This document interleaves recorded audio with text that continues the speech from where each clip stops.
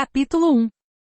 A velha senhora no trem não parecia ser o tipo de pessoa que carregava um segredo sombrio ardendo no fundo do peito. Um segredo daqueles que se contorcem em volta do coração, apertando, pronto para explodir. Mas ela carregava um segredo que, caso ousasse dizê-lo em voz alta, faria com que muitos dos desconhecidos à sua volta ficassem sem fôlego, mesmo agora, depois de todos esses anos. Aqueles desconhecidos jamais poderiam imaginar uma coisa assim escondida por detrás do rosto cansado da mulher sentada junto à janela fustigada pela chuva, ajustando firme no pescoço um xale de cachemira vinho, com os dedos avermelhados, retorcidos e doloridos pela súbita onda de frio. Os jovens não pensam nos velhos desse jeito. Não veem as cicatrizes deixadas pelo tempo, os sofrimentos, as alegrias. Veem apenas o rosto inexpressivo da velhice. Com certeza a moça de cabelos escuros, olhos cansados e uma maleta de notebook abarrotada balançando junto ao quadril, que se ofereceu para ajudar a acomodar a mala da senhora no maleiro no alto, não parou para pensar nela dessa forma. Se ao menos chegou a pensar nela, foi apenas como uma pessoa precisando de ajuda, ou alguém que provavelmente não se incomodaria se ela pegasse o lugar disponível ao seu lado, onde planejava dar uma olhada, em relativa paz, nas anotações para a palestra que daria no dia seguinte, jurando, como fazia semanalmente, que estava na hora de procurar um trabalho diferente. A mala da velha senhora era azul cobalto, antiquada, coberta por adesivos de lugares distantes. A moça jogou o cabelo sedoso sobre o ombro, concentrada, enquanto erguia a mala para o lugar disponível sobre suas cabeças, usando um cotovelo para empurrá-la quando começou a escorregar. Quase se arrependeu da sua oferta de ajuda quando, por pouco, a mala não desabou sobre sua cabeça. Murmurou um palavrão, depois limpou a garganta quando viu que a senhora a olhava com o senho franzido, fazendo uma tentativa desajeitada de se levantar para ajudar. Já peguei, não se preocupe, disse, forçando um sorriso. Por fim, ergueu a mala, enfiando-a entre uma grande lata de chocolates e uma bolsa de viagem cinza, e sentou-se, inflando as bochechas rosadas pelo esforço e soltando o ar. Era mais pesada do que parecia. Não vá me dizer que a senhora está fugindo com as últimas joias dos Romanov? Os olhos verdes da mulher brilharam. São só as minhas memórias. Quanto mais velha a pessoa, mais pesadas elas ficam. Especialmente quando estão emolduradas. A moça riu, exibindo dentes muito brancos e perfeitos. Ao redor delas, as pessoas ainda embarcavam no trem de Moscou, os óculos embaçados pelo súbito calor de dentro do vagão, puxando malas de rodinhas, os rostos acusando o misto de excitação e resignação que marcava a maioria dos viajantes que tinham pela frente uma longa viagem com destino a Paris. Pelo alto-falante, uma gravação anunciou que o trem partiria nos próximos minutos. A moça se acomodou em seu assento e esfregou o pescoço, vítima dos travesseiros duros como tijolos do hotel sem charme onde a haviam colocado, perto do escritório de Moscou. Abriu o notebook e pegou os fones de ouvido, que planejava usar para afastar qualquer distração enquanto se concentrava em seu trabalho. Mas ficou intrigada, curiosa, apesar de suas melhores intenções, ao refletir sobre as palavras da mulher. Virou-se para ela e perguntou: "A senhora viaja com suas fotografias?" A velha concordou com a cabeça, a mão levemente trêmula prendendo atrás da orelha uma mecha solta de cabelo branco e macio que havia escapado do coque na nuca.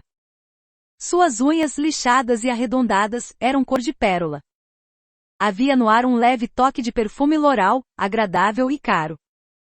Gosto de manter as pessoas que amei por perto, onde quer que eu vá. Qualquer observação superficial que passará pela cabeça da moça, assim como a sugestão de que a velha considerasse digitalizá-las no futuro, morreu antes de sair de sua boca. Aquelas palavras haviam tocado algo em seu intimo, a dor estéril de sentir saudade de alguém que talvez você nunca mais veja, real demais desde a morte da mãe, 2 anos antes. Mordeu o lábio inferior, como que para acomodar a emoção de volta, e disse: "Consigo entender isso, o lar onde quer que a gente vá é lindo." A velha senhora balançou a cabeça. Mas não é como se fosse a coisa em si. Acho que é por isso que estou voltando a Paris agora, depois de todos esses anos. Nem eu mesma consigo acreditar nisso. A moça percebeu certo sotaque inglês misturado com algum outro, possivelmente francês. A senhora é de Paris? Perguntou. A propósito, me chamo Anne. Valerie, disse a mulher, seu rosto se transformando por um tipo de sorriso que mostrava a jovem escondida sob a passagem do tempo. Então, respondeu à pergunta de Anne. Acho que Paris é o meu lugar, embora tenha passado a maior parte da vida longe de lá. Andei viajando nos últimos anos, desde a morte do meu marido. Sempre quis conhecer a Rússia, e pensei, bom, por que não agora? Mas já fui para tudo quanto é canto, Praga, Istambul, Marrocos. Ainda assim, sempre que penso nisso, percebo que Paris é meu lugar. Curioso, não é? Ele deu de ombros. Nunca morei em nenhum outro lugar, então, para mim, lar é sempre uma casinha no interior de Kent. Quando isso é tudo que você conhece, acho que fica mais fácil. Nem consigo me imaginar vivendo de fato em Paris, parece algo incrível. Baguete sempre que você quiser, croissants, cafés espalhados por ruas calçadas com pedras, a moda, ela suspirou, os olhos brilhando ao imaginar o romantismo de viver na cidade luz, o amor. Sempre quis ter coragem de me mudar para lá. Talvez, um dia, a mulher entendeu. Eu também não conseguia me imaginar vivendo ali quando tinha sua idade, mas foi quando me mudei sozinha para lá. Fiquei apavorada, na verdade, e não achava que algum dia me acostumaria. Eu não era exatamente uma pessoa elegante, era bibliotecária assistente. Inclusive de corpo e alma, de pesados sapatos Oxford e veludo cotelê, na maioria das vezes. Ele sorriu. Hoje em dia isso é moda nerd chique? Valerie soltou uma risadinha gutural que desmentia sua idade. Então, o que fez a senhora decidir se mudar para Paris? Perguntou Anne. Os dedos da mulher brincaram com um anel de sinete na mão esquerda. Eu precisava desesperadamente saber quem era minha família, e isso acabou sendo mais forte do que o medo. O trem começou a se mover e a estação passou zunindo num borrão cinza e azul de homens e mulheres apressados para o choque súbito do verde e dourado do campo. Pelo alto-falante, veio o aviso de que havia lanches e bebidas no vagão do meio, com um cardápio de refeições quentes e frias. Ele estava morrendo de vontade de continuar ouvindo, mas viu Valerie olhar para trás e ofereceu: café? Posso trazer para nós duas.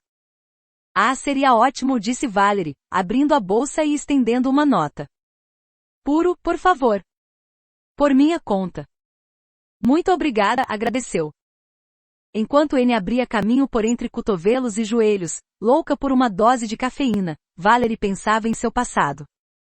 Como poderia evitar-se, afinal de contas, era disso que se tratava a sua viagem.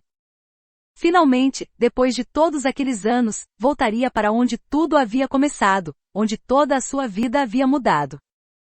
Em parte, não conseguia conter sua agitação, a mesma de mais de 40 anos atrás, quando fez uma viagem parecida com aquela pela primeira vez. Rodou o anel novamente, uma peça extravagante feita de latão e mau gosto, hábito nervoso que não conseguia evitar.